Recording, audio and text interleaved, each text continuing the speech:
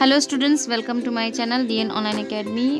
आप सभी का मेरे चैनल पे बहुत बहुत स्वागत है। आज जो वीडियो आपके साथ मैं शेयर कर रही हूँ ये केस स्टडी का वीडियो है या केस हिस्ट्री जिसे बोलते हैं, वैयक्तिक अध्ययन, जिसका ये रिकमेंडेड वीडियो है। कमेंट किया गया था कि मुझे केस स्टडी का वीडियो चाहिए है, तो ये मैं आप लोगों के साथ वीडियो शेयर कर रही हूँ। और वीडियो स्टार्ट होने के साथ ही आप सभी से रिक्वेस्ट है कि जो लोग चैनल पर नए हैं चैनल को सब्सक्राइब कर लें, साथ ही बेल आइकन को भी प्रेस कर लें ताकि आने वाले हर वीडियो का नोटिफिकेशन आपको मिलता रहे।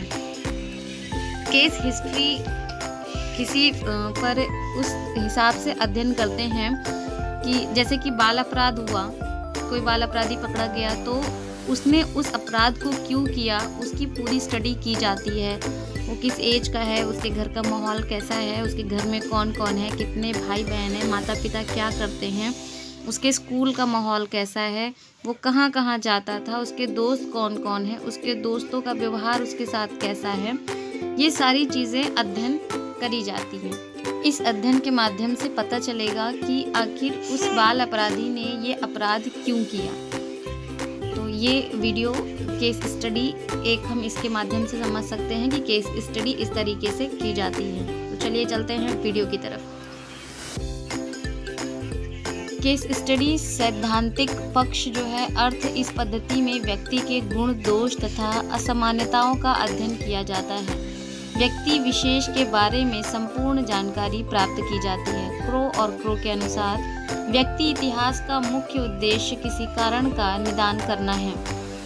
युंग के अनुसार व्यक्ति इतिहास या जीवन वृत्त एक प्रकार की विधि है जिसमें एक सामाजिक इकाई का, चाहे वह व्यक्ति हो, परिवार हो, संस्था हो, संस्कृति वर्ग हो या पूरे समुदाय हो, की विशुद्ध विश्लेषणात्मक व्याख्या होती है।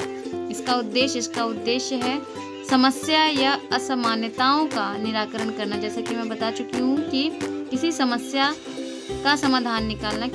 मान लीजिए किसी बाल अपराधी के द्वारा कोई अपराध किया गया है तो वो अपराध क्यों किया गया है, ये सिचुएशन क्यों आई है, इसका निराकरण करना होता है।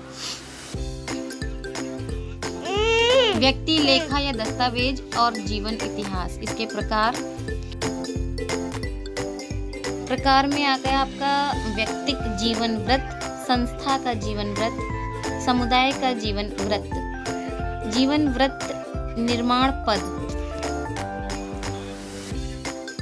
जीवन वृत्त में सबसे पहला पॉइंट है केस का चयन करना, फिर पद्धतों का एकत्रीकरण करना, संभावित कारकों का निदान करना, विकासात्मक उपचार, और पांचवा पॉइंट है निदान को वैधता का परीक्षण, निदान की वैधता का परीक्षण।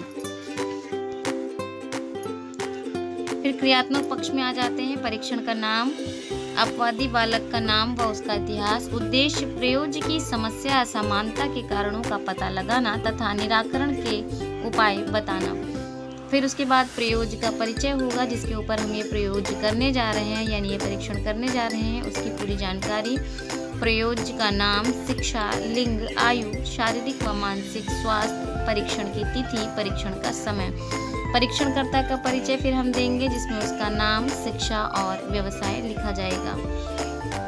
केस स्टडी का एक टूल मिलता है जिसमें क्वेश्चंस लिखे होते हैं, उन्हीं के आधार पर उनको फिल करना होता है और जानकारी एकत्र करनी होती है। वो जानकारी एकत्र करने के बाद हमें उसे लिखना होता है।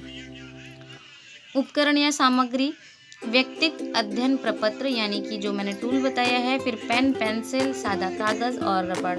फिर प्रारंभिक तैयारियों में जैसे कि आपको अपने प्रयोज्य को हवादार कमरे में रखना है, प्रकाशमय कमरे में रखना है, उसके पीने का पानी रखना है, उचित व्यवस्था करनी है, उसे बैठना हो, उसे नॉर्मल करना, उसे इस प्रैक्टिकल की पूरी जानकारी देना, ये सारी चीज़ें इसके अंदर आ जाती हैं।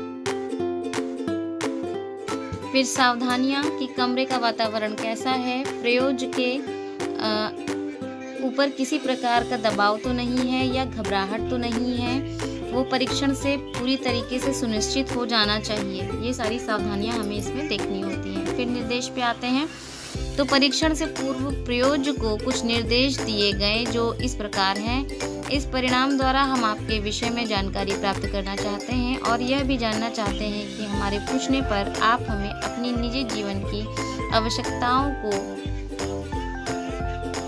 सही बताएंगे। आपके द्वारा जो जानकारी हमें प्राप्त होगी वह पूर्ण रूप से गोपनीय रखी जाएगी। किसी भी अवस्था में इसकी जानकारी तीसरे व्यक्ति को नहीं होगी। फिर उसके बाद विधि होगी। विधि में सर्वप्रथम हमें शांत हवादार कमरे का चयन करना होगा और प्रयोज्य को वहां बैठाकर हमें अपने उस टूल का इस्तेमाल करना है।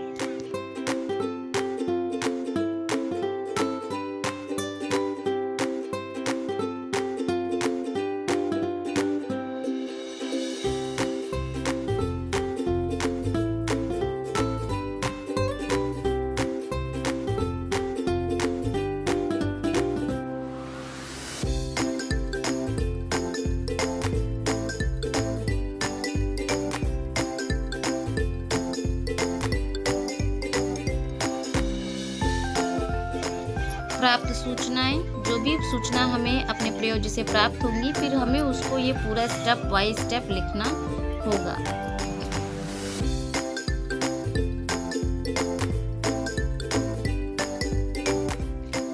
फिर उसके विद्यालय का विवरण, विद्यालय के बारे में उसकी जानकारी, और जो भी जानकारी हमें प्राप्त होती है वो हमें इसमें फिल करना होता है।